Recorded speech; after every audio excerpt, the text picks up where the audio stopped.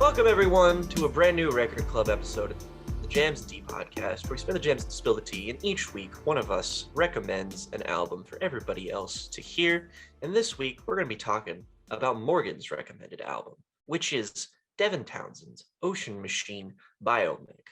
Morgan, why did you recommend Mr. Townsend's Ocean Machine Biomech?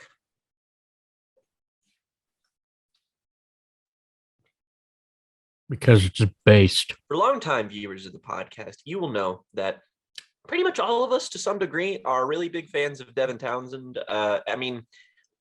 Granted, if you are even kind of into the world of progressive music, it's kind of hard not to be a fan of Devin Townsend. He's made so much goddamn music that you might just incidentally have loved one of his projects over the years. I mean, at this point, who fucking knows? He's gone under several names, many of which we have memed on this very podcast. The Devin Townsend incident, the Devin Townsend fiasco. Really, though, it's the Devin Townsend band and the Devin Townsend project. And just Devin Townsend, but also he is the frontman of legendary progressive metal, industrial death metal act, Strapping Young Lad. And these days, mostly the Alan just Parsons Project. As well, Dick and My Ass, everyone's favorite. The first record club of this show, in fact, was done on Addicted, I believe. And I think was that my pick? That was your pick. Yeah, very. So it's kind of a full circle moment for us. I feel like with an album this canonical, it's kind of like pod canonical anyway. It's kind of stunning we haven't talked about it yet, but I think maybe the fact that we kicked off with Devin at the very beginning of this whole series is maybe part of the reason, but we've come back. In stark contrast to Addicted, which is sort of, if we had to label it as anything, sort of his pop album, sort of his really accessible album, this is one of Devin's most substantial and canonical releases. This is the album of his that typically gets the most acclaim. I think it is at least widely regarded as the best piece of work he's been involved with, which is no small feat considering he has albums under his belt like City and Alien. City notably being released in the exact same year, within the exact same 6-month span, no less. And City and Ocean Machine Biomech are two of the highest rated albums of 1997, right next to each other on Rate Your Music, which makes my brain happy. But we were early on in our podcast tenure going to cover Strapping Young Lad, and right as that happened, Devin had recently come out with an autobiography that I had read with the express intent of preparing for that, but we never really got around to that. So I can apply a little bit of that here, is that Devin Townsend is a Canadian musician who sort of started listening to metal music as a kid. It was something that was seen as a bit transgressive with him. He had to sneak metal records like Judas Priest from his parents who were, of the discerning eyes and not letting their kids listen to certain types of music. So naturally, Devin gravitated towards that and started several musical acts. And eventually, he started his proper musical career. He had like some, more DIY bands and stuff that never really like went anywhere, but he really started his musical career with Steve Vai, notably on like one of his albums where Devin joined as a vocalist and a guitarist. He also once shit in the band's guitar case. The 90s were a weird time. What can I say? But if you know Devin now as a person, Devin is he's frequently referred to as the mad scientist of progressive music, and there's really no better way to describe him. He has dabbled in everything. Last year, he put out 2 records, one of which is an ambient album, and the other is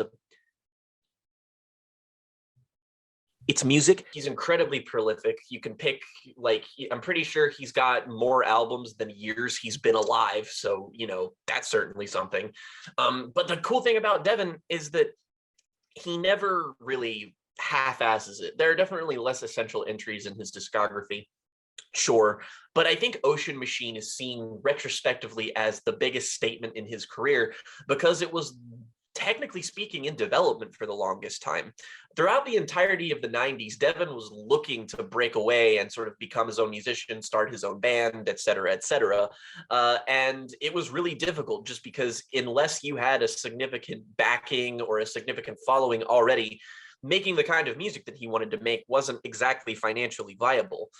Even though progressive metal and stuff like that was really, popular with underground stuff, he had acts like Tool and even Porcupine Tree who were coming up and being like, we're relevant, kind of. But Devin really had to sort of work in a workman-like way to be able to make anything. He wanted to make the first Strapping Young Lad album, Heavy is a Really Heavy Thing, for years, and that entire album is basically just a bunch of polished demos that he was finally able to release when the label gave him clearance. And Ocean Machine is kind of in a similar standing, is that once he got enough money he was like, I made the album, it's done, but the label just wouldn't release it for whatever fucking reason. And eventually, he got to the point where he was able to release the record Ocean Machine in 1997, and he also released City. And the reason I think it's important we look at his career sort of like this is that these two albums are polar opposites in every way that they can be for Devin. Is that City is a sub 40-minute record that is 100% A+ supercharged progressive industrial death metal that is one intention and one intention only, and that is to lose its fucking mind. Devin has been very open about the fact that he struggles with both depression and bipolar disorder and has channeled that into his music. And in no better way can you see that into the sort of time in Devin's life when he made these albums. City is the complete distilled essence of a manic breakdown, whereas Ocean Machine is something that's a little bit, it's no less heavy, but it's certainly more contemplative. This album, very broadly speaking, is Devin dwelling on the concepts of life and death in a very macro sense. It sort of spirals outward in a structure of like starting with life and death as it pertains to Devin, and then eventually becoming life and death as a whole for everyone, for humanity, and then eventually transcending that on the final track. So his head was all over the place in the 90s. He was going through some weird shit. He wasn't ever properly medicated, and the only way he knew how to channel that was into music. And Ocean Machine was the project. This was his baby. He cared about this and slaved over it for fucking years in order to make it. And how often would an artist just drop a project like this? I mean, after 5 or so years, you just kind of got to say fuck it at some point, and he never did. So that brings us to Ocean Machine, which is again, in stark contrast to City, a 73-minute long record if you include the Things Beyond Things, which is technically a bonus track, but I've never treated it like it is. It's a part of the album to me, so I'm going to talk about it at least. But this is sort of what I think is seen as the quintessential entry in what his sound is. And what I can most easily label that sound is the wall of sound. The thing that distinguishes Devin from the progressive metal that was coming out at the time, which I think you can see in things like Tool and Dream Theater, was the meticulous way those sounds were produced and mixed. In that it's really like Tool on one hand was focused on being kind of grimier and dirtier, but you could still sort of feel every element of the mix in songs like the songs off of like Anima. However, you contrast that with something like Dream Theater, which was also popular at the time, which has crystalline production. The albums that they made were they're polished beyond anything that you could possibly imagine. Whereas here, Devin's sort of approach to mixing is not exactly to make everything blur together, but to make every instrumental presence as loud and as maximal as humanly possible, so that even on songs that, technically speaking, aren't heavy, they still manage to flatten you. And as a result, Ocean Machine, an album that is older than it's as old as I am, for fuck's sake, this album is titanic. I mean, my God, the songs on here, it doesn't matter how old this shit is, I mean, I struggle to think of things that are heavier than this shit is. It's like you have a song like Regulator, which I mean, like, that there is no hyperbole in the universe that can do songs like that justice. And I mean, this is like, it's long, it's big. This is an intimidating record to confront. It has a legacy, it has a claim, it has a following. So I want to ask, Ryley, approaching this album, understanding it, taking it apart, what was this like for you? Because Morgan and I obviously have a long-standing relationship with it. This is more recent-ish relatively for you. Absolutely. Listen, every time I listen to this record, it's a total fucking joy to experience. Let me just lead with that. This was it wasn't my first exposure to Devin, because I did listen to those two big Strapping Young Lad records prior to it. But this is like, I have journeyed my way through Devin's solo discography in chronological order. So I did start here when I began that dive in January of 2020. So I've had this record in my life for coming up on 2 years. And still, every time I listen to it, it floors me that Devin is able to create something that sounds this massive, especially when, as you say, I mean, he was working with a limited budget. And I mean, these songs were kind of in development hell for a while, and it wasn't clear whether there would be a place for this record. It's also fair to say as well, approaching this, it doesn't exactly have the most appealing or eye-catching album cover either. The album I love the most with the worst album art. I know that's kind of been a bugbear of yours as consistently. But I mean, so that kind of like, you don't really have a clear idea of what to expect from this. But the way that this absolutely fucking destroys all expectations and all kind of understandings of what Devin is, if you're coming off of the back of just Strapping Young Lad, the thing that's stunning about this coming off of the back of Strapping Young Lad is just how dreamy it is, how gorgeous it is, how beautifully luxurious and just absolutely joyous it is.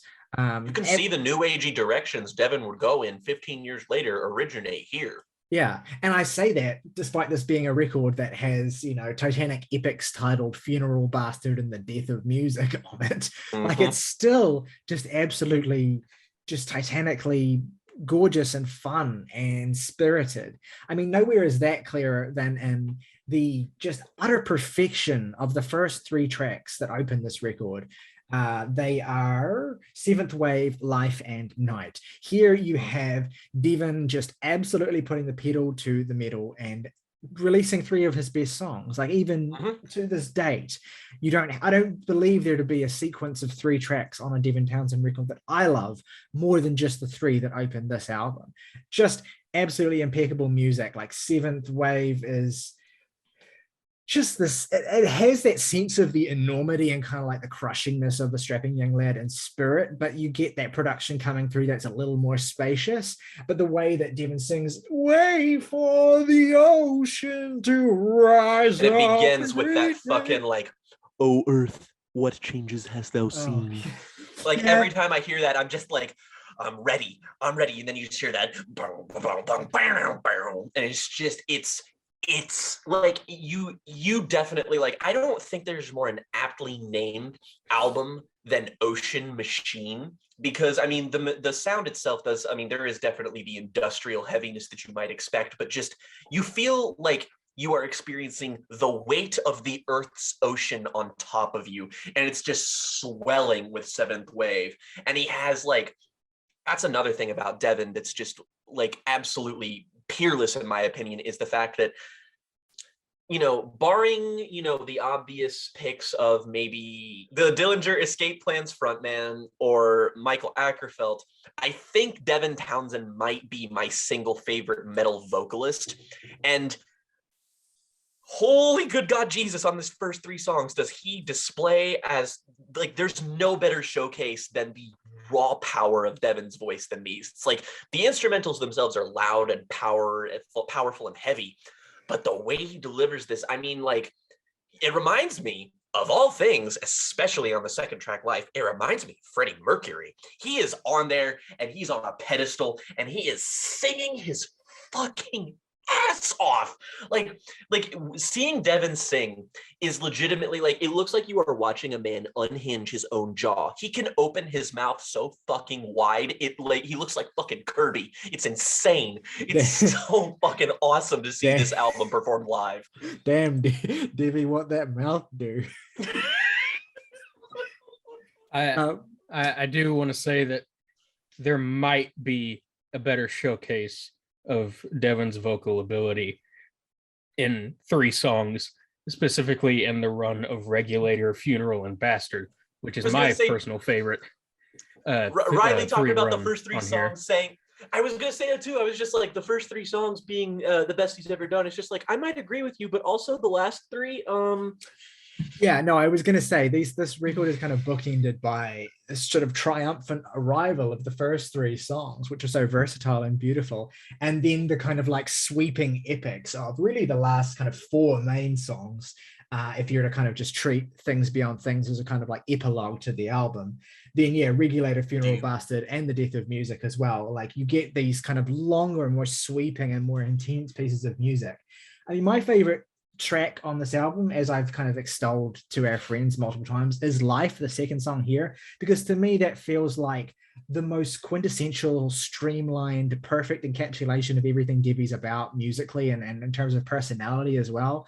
Like it's a little bit cheesy, but in a really endearing way. And the riffs are just so good and tight and beautiful. And his voice, his and vocal range is so great as well. One thing I will say on the note of this album is I do think that in later years he would go on to mix and record his vocals a little bit better than he does here, but it's not something I hold against this album. It's more like I think a limitation of kind of feeling out the sonic world that he's creating. And I think also the fact that he gives so much presence and place for the Titanic guitar sound even over his own voice, I think is one of the things I enjoy about the album. But still, he comes through really passionately and beautifully. I think Life is a perfect song. And when I say a perfect song, I mean 100 out of 100. That shit, and you're right, is godly. And it's crazy because it's almost equaled for me by my second favorite song on this album, which is almost like a completely different story to Life, just the complete inverse of it in a lot of ways, which is Bastard at the back end of this record, which is one of the most like, if Life is a beautiful display of how Titanic Devin's pop sensibilities can be, of creating like what pop really is deep down, which is like kind of transcendently joyful music, then Bastard is like cathartically loud and just aggressive and just intense, but again not super oppressive, because you have that spaciousness in it that allows you place to breathe, especially as the song kind of develops, because it's a 2-part song, right? And the first part is kind of dominated by that, one of my favorite riffs of all time, I think, like that. It's so fucking good, and it's really all that it needs. And then the song just becomes something so much more beautiful and unexpected as it goes on. And that shows you what Devin's so good at doing, even from the outset, is uplifting and upending expectations, but while staying true to the aesthetic that he's carved out for himself. I mean, like there's just so much to fucking break down about an album like this that's so incredibly ambitious and covers so many like genres and sounds, and like especially when you consider the fact that this album technically existed before it was released. So I think commenting on like how it's mixed and whatnot is just really all the more impressive when you consider what a feat this is of engineering, really, because like that whole wall of sound thing is like it's an approach that's not for everyone, but there's an art to it that I feel like is kind of lost by people who maybe don't like it as much as other people do. That said, I feel like every element here is emphasized to the point where it's never not wholly impressive and wholly captivating. But I think one of the best sort of undersung things about this album, I mean, like, we can sit here and wax poetic about the sound all day, but really it's the thematic contributions of the album, which is personally what resonates with it most to me, even though the raw sound of it definitely has like most of the mileage here, and that like there's very few albums that feel like like, this is what I call like a slate cleaning album. When I need to clear my head, when I need all of the noise of the world to kind of fade out, and I just need to sit and focus, or just kind of let something overtake me, this is my absolute 100% go-to album. And it's like, it's also helps that like there's sort of a ramshackle approach to the way this album is constructed that makes it feel very relatable. I think it's very structurally purposeful in that it sort of bridges the gaps between two very, very like big, distinct holes. I would separate it into halves instead of thirds, I think. That said, it's like when I talked about Strapping Young Lad, City is just this, this feral manic breakdown that's just so fucking heavy and intense, is that this is also an album that's very much about mania. This is an album that's about, again, it's about lying awake at night and staring at your fan and like lucid dreaming and hearing voices and stuff. This is Devin at his most absolutely like stream of consciousness at points, to the point where you have instrumental elements that are, that work in and incorporate ambient music, like Sister and 3 a.m., which are, I mean, yeah, they're less substantial than like the pieces on this album, but again, it's sort of like, we kind of talked about this with Opeth, is that it sort of loses something if you just sort of stack the album with like, set piece song, set piece song, set piece song. It's that you need to kind of more easily flow from one song to another. And frankly, I don't think any progressive metal album flows quite as well as Ocean Machine does. And I mean like seamlessly. These songs are mixed to go from one to another basically flawlessly. Almost all of them do. And even when it's not like a seamless transition from track to track, it's a sort of dilution of energy from song to song that just makes complete and total sense. Like, your mileage can vary in songs like that, but I just find these moments beautiful. I find them to be a really good come down from the energy of like 3 straight tracks of non-stop intensity. Beyond that, I just think that like part of me wants to do like there's not really a much point, and I feel like going in like a track by track thing, but I guess in a macro sense, I said this album is about Devin ruminating on ideas like life and death. And honestly, it's really funny to me that this is doing that, because we just did a record club on The Big Day, which has an entire really obnoxious song of Chance the Rapper extolling all of his really, really vapid insecurities and stuff about dying and paranoia and stuff. But whereas here, Devin, who's not exactly, he's like, similarly a man in the prime of his life, who's contemplating death all this time, just because it's something that he shows us to be something that's really relevant and on his mind, and that like, mental illness can kind of send you in that particular direction. But you have songs on here like the epic and absolutely devastating Funeral, which, a bit of Devin lore here, is about a friend of Devin's who was killed in, I believe, like he was jumped and stabbed by someone in like a robbery of some kind or something. But it's just Devin trying to rationalize grief and knowing someone, and even giving his friend a bit of a sort of a triumphant send-off of just like, or a send-off of people who have died in general. And the way it kind of spirals out of, like, you have Seventh Wave, Life, and Night feel really of at peace with each other, just because they're Devin sort of grounding himself. And then Night, the final song there, is just sort of him having kind of like, the only way I can describe this song is that it's a manic episode of him recounting being in different places. He's in Japan, he's reading a comic book and getting lost inside of it. He's doing all of these things, and he's just going back and forth and back and forth. And the vocal melodies on this fucking song, they just go into each other so seamlessly and so smoothly. And my God, it's so catchy. Like, just because it's a prog metal album, Devin does not abandon the more hooky, accessible parts of his songwriting, which I think really come to the forefront on something like Night.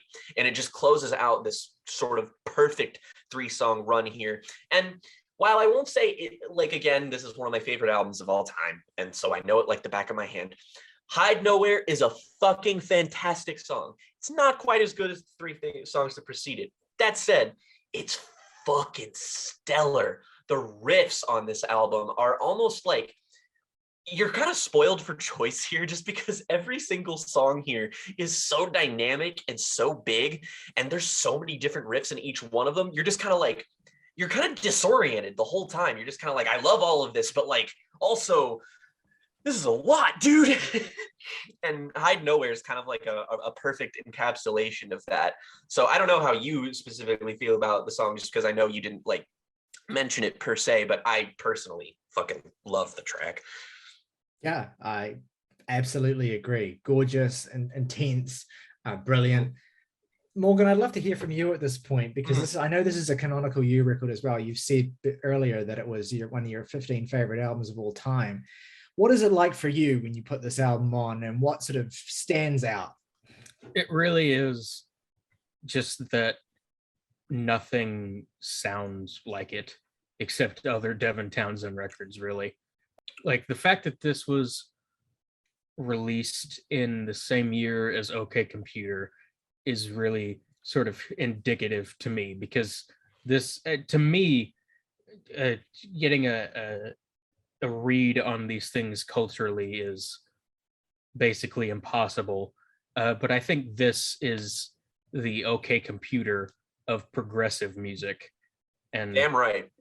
What OK Computer did for alternative rock and just rock music in general, this does for progressive music, and specifically progressive metal, in terms of just how it revolutionizes the way that its particular sonic signifiers are sort of honed and utilized. I mean, it sounds like if a Brian Eno produced album swallowed like Queensryche. Like, yes. I did bring up the 3-track run of Regulator into Funeral into Bastard, and like, even if I pare it down to like just a 2-track run, like a 1-2 punch, Funeral and Bastard is my favorite 1-2 punch in music. Full stop. Yes.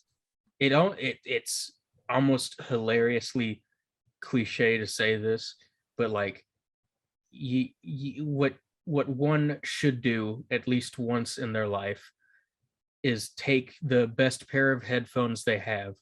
In fact, I recommend, especially because this is a long-lasting purchase, I recommend buying a pair of really, really good headphones, like the $100 to $200 range shit, putting those on, getting really high.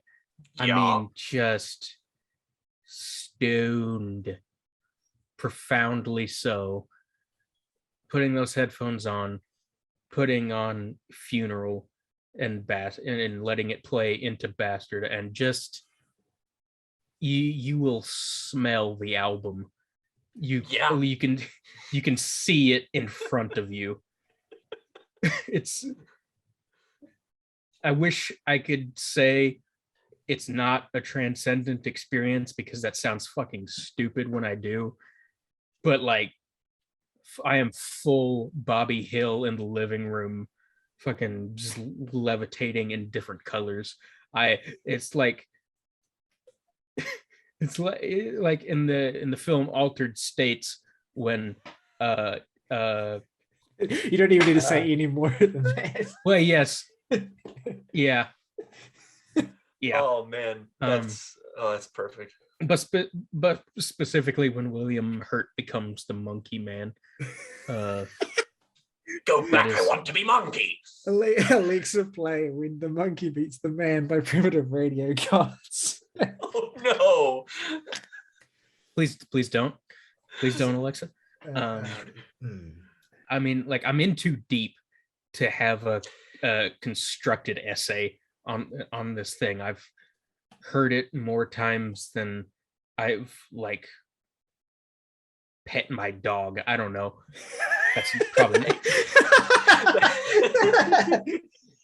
probably not. Look, that's probably not true. That's probably not true. But the fact that I have to qualify that with probably is, it feels true. Yeah. Because it very well might not be. The dog's only 2 years old. Ryley and I were having a discussion before we were recording, and it was because he pointed out how perfect of a song he thinks Life is.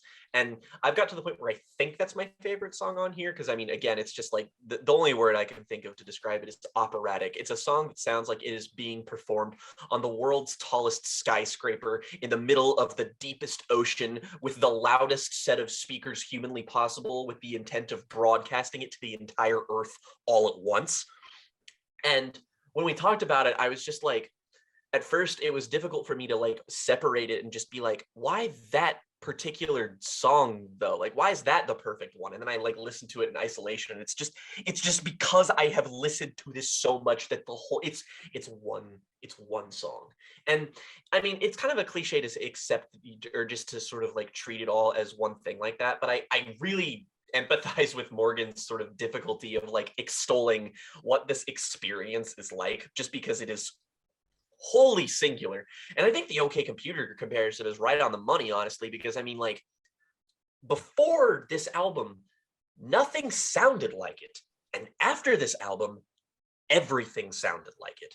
It wasn't a commercial breakthrough or anything, but this is like fucking, you know, this is what happened when like Lou Reed listened to fucking Rubber Soul and then formed the Velvet Underground, you know? Like, this is that album for every progressive metal musician that has made things post the year 2000. It's like, this is the fucking blueprint.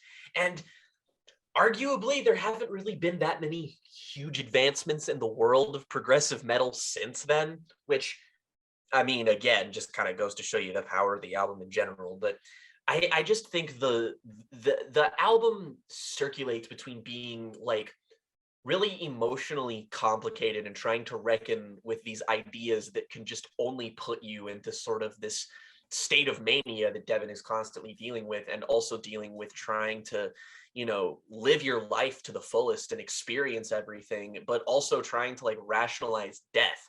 And the longer the album goes on, the more you sort of understand, and the more Devin kind of elaborates as to his thoughts on it, and the more it grows outside of him. I've done research trying to find out what the story behind a song like Sister is, just because it's lyrically minimal. It's mostly him just repeating the word sister with this, you know, this ambient piece over it, which is fucking gorgeous. But it's also just kind of like, I wonder why this is, and we don't actually know. So I've kind of imprinted my own meaning onto that particular song at this point. But on it, so I won't really go into it or anything, because it doesn't really mean anything to anybody other than me. But on it, you sort of hear Devin elaborate, like, you know, at points he'll mention family, he'll mention feeling like on Funeral, he refers to the friend that he lost as his brother, or he'll refer to, you know, his parents or something like that. And you just sort of feel the kind of like the embracing of the totality of life and family and love and friendship, and how it kind of affects and weighs on Devin. And sort of like a song like Voices in the Fan is all, again, that's a song that's just like so vividly paints the picture of somebody who's so manic they can't even sleep, and they're just lying awake in the middle of the night, and just to the point where they're just, again, staring at their ceiling fan. And I mean, can you guess what I've done a couple of times in the last 2 years?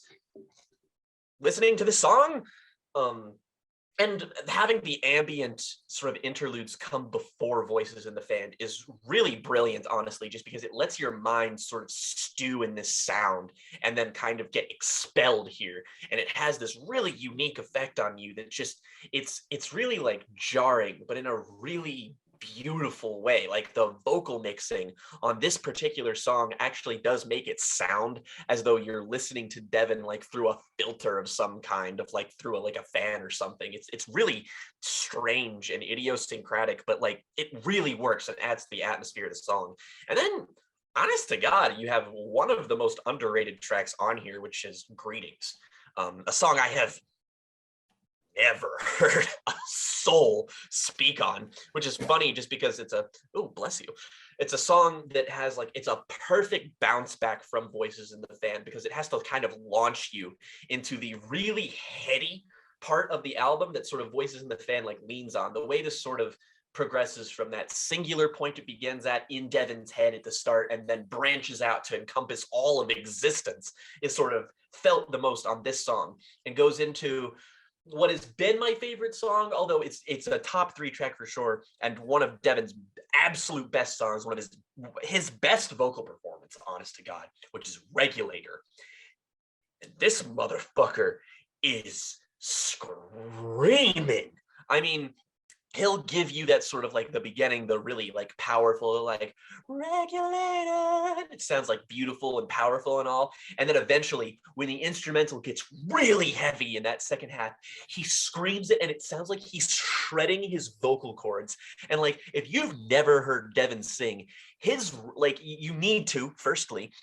And to understand how far a human being with Devin's range, like the only person I think with, in terms of like metal vocalists with a comparable range is fucking Mike Patton. You have Devin who is straining his voice. Do you know how loud a human being and how hard a human being has to be screaming for him to do that? Like it's almost unsettling. You're just kind of like, it's like the horns at the end of the national anthem. You're just kind of like, like, dude, are you okay? Can you like maybe not do that like one more time? But like he is absolutely going off, and like the Regulator is just this song about just sort of like, I mean, it's reflected in the delivery in the sense that it's just like the sort of the oscillation of your brain controlling your emotions and anxieties and worries, and the way that it translates to the themes on the album is just like, it's amazing. But the song just goes. It has some of the best riffs on the entire album. This is probably my most listened to track on this entire album. And I mean, it just goes. And then, you know, it starts off that track of Funeral, which is, again, it's like, Funeral is, again, when you really look into it and the story behind it, it's a difficult to listen to song, but that doesn't make it less like, I wouldn't even really describe it as sad. I mean, it's pained, it's mournful in parts, but it's mostly triumphant. You sort of feel the attitude that Devin had on a song like Life bleeding in here, and he's attempting to sort of extol that optimism and sort of smother out anything that's kind of like trying to infringe on him here. And Bastard is a song that, again, the most impossibly heavy shit in the fucking universe. But Bastard is sort of a song that's sort of like, all the things that you have in life, they don't mean anything. Like all of the stuff that Devin is singing about on here, it's the things that he values and the things that, like, you know, the material possessions and all these things that, you know, make you like these things that like ground you and like, but like don't end up meaning anything. And he's just basically talking about the duality of life and death and the concepts around both of them. Some of the album is hopeless, and some of it's mourning, some of it's acceptance, some of it's questioning. It's very speculative. But this song is about like the isolation and coldness that death sort of brings you, the ultimate futility of it. And the second part indicates the ongoing life all around us, but also reminds us of the inevitable death and bleakness. It's about embracing the totality of this particular concept. And then you go into fucking The Death of Music, which is basically Devin, like, it's like he's using the album itself as a conduit, like embracing the meaning of the lyricism talking about death, extolling it into music itself, and like combining all of this in this weird synergy. And this whole song is just, I mean, it's beautiful, but it sounds like nothing else on the record. Like, I don't even know how to classify what fucking genre this is. It has it's like fucking wild. It has a little like dance beat like to it, which is just like the weirdest thing to hear at this point on the album. But it's also like so Devin. One little comment I want to add, because you were talking about like duality and how this album like has a lot of sort of binaries and dualities in it in terms of things that it talks about, and obviously Bastard is like split into 2 parts as well. I wonder to what extent like this, I thought about it with regard to this song in particular and certain lyrics on it, like not one of my better days and right now just asleep would be all right. I wonder to what extent this is about like his bipolar disorder as well. Like, and his experience with, you know, the being kind of thrust from one extreme to another, and again trying to find a balance, trying to find a kind of happy medium where he can exist. And I've seen some interviews with Devin as well where he's kind of spoken on you know, how he's able to be creative, and like how he's able to sort of the state of mind that he has to put himself in to sort of really be sort of creative, and how like his struggles with, you know, things like depression and bipolar disorder have impeded or affected that in certain ways. And yeah, to me, it almost feels like there are moments on this record like that. And then more holistically, as you say, with regard to the kind of brightness versus the darkness, the brightness of the way this record starts in some ways, the darkness of the way this record finishes, where that duality kind of reflects that sort of those two different polar states of mind. Yeah, and that's why the death of music is such a great sort of moment to sort of embrace at the end. It's like, this is how he's dealing with it. It's like he's saying over and over again, it's like a death, it becomes musical. And it's like him combining everything and explaining how this artistic process is how he is ultimately able to rationalize and deal with everything. And then it goes even beyond that with the bonus track, which is Things Beyond Things, which is like, again, it goes further, it goes beyond life and death, as if music and like instilling it and crystallizing this artistic expression, which is this intangible concept, is like transcendental beyond all things that we could possibly understand. And that's awesome. And it also contains, God, every single time I listen to this album, without fail, the fucking jump scare at the end of this fucking song scares the ever-loving shit out of me. I really wish he hadn't put it on there, to be honest. It's so loud. If I had $1 for every time that I have listened to the final stretch of this album in bed, nearly about to sleep, and then that fucking just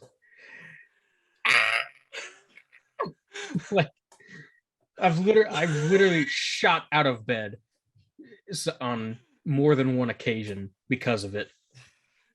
I remember dropping a handful of when I was working at a department store and heard it, and I just dropped a handful of clothes when listening to it for one of the first times. I was like, "Fuck!"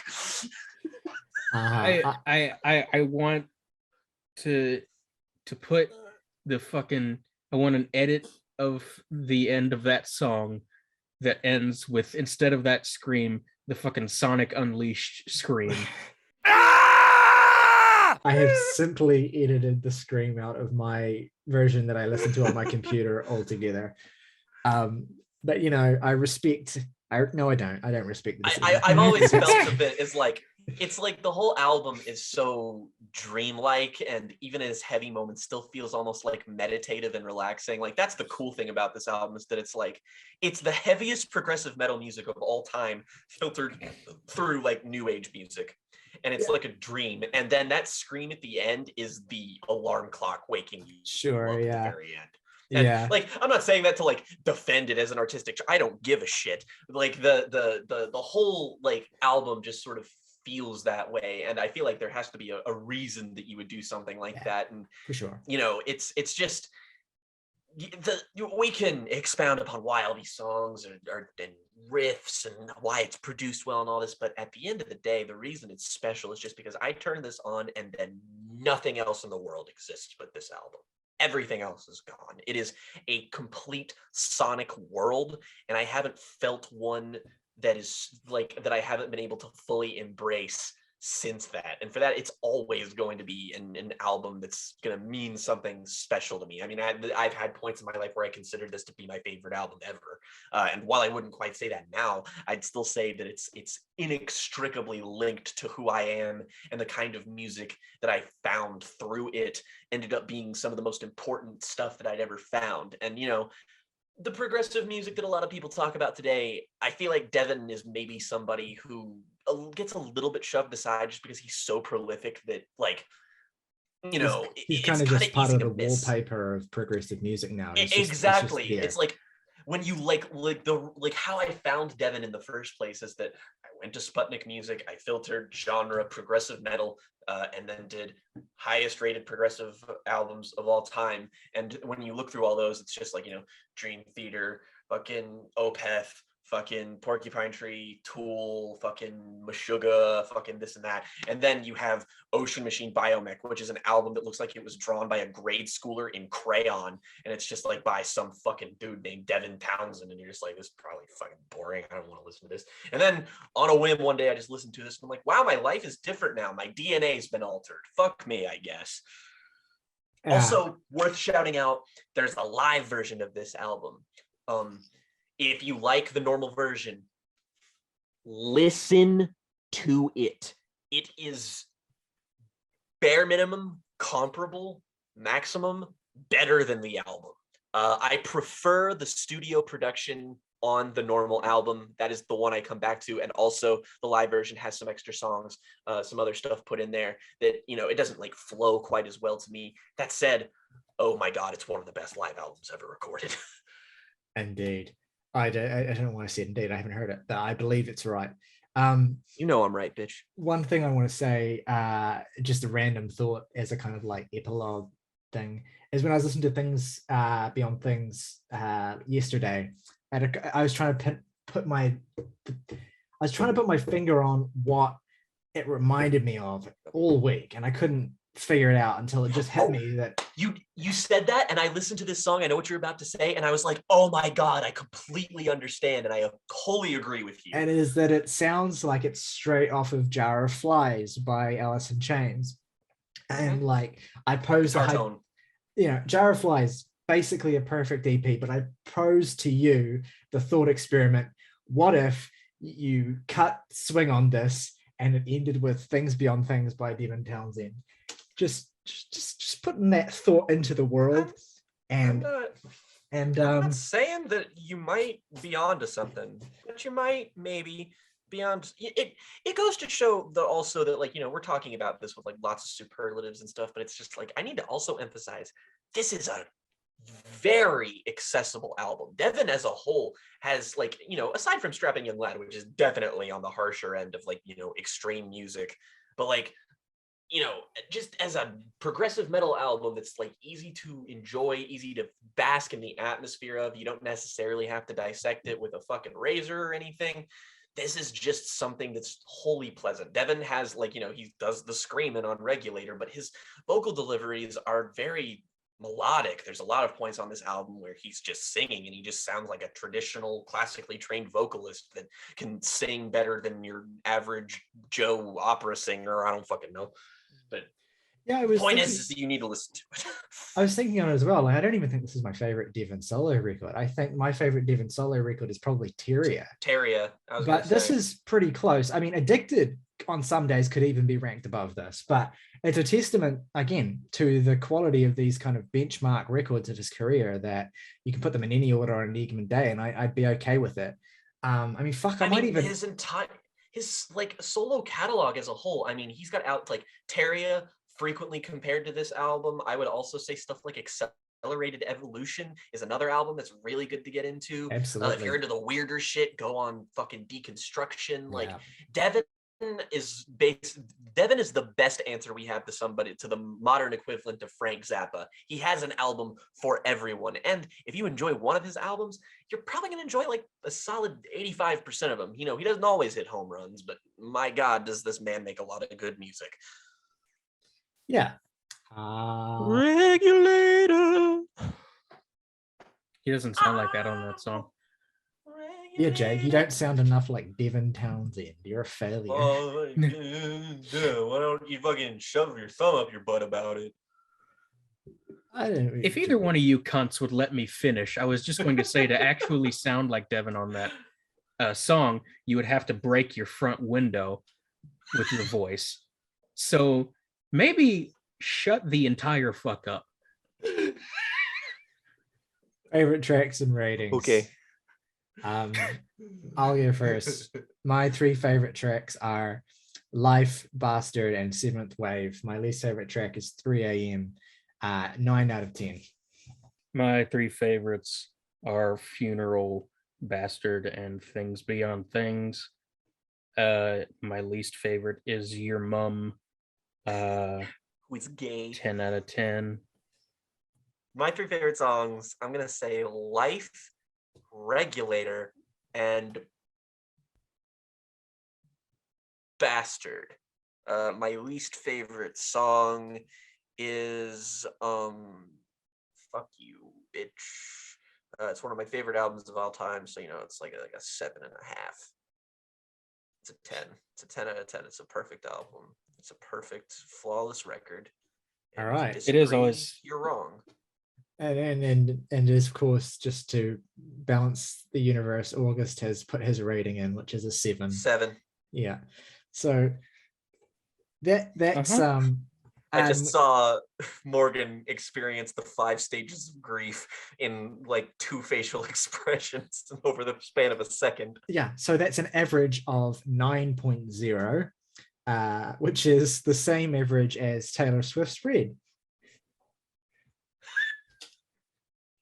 I'm gonna go tell Rianne, and then I'm pretty sure she just got back with the cheeseburger. All right. Well, let what us was know. that you said about the 5 stages of grief? Let us know at home what you think of this album. What is your favorite Devin record? What's your relationship with the album? We want to hear from you in the comments below.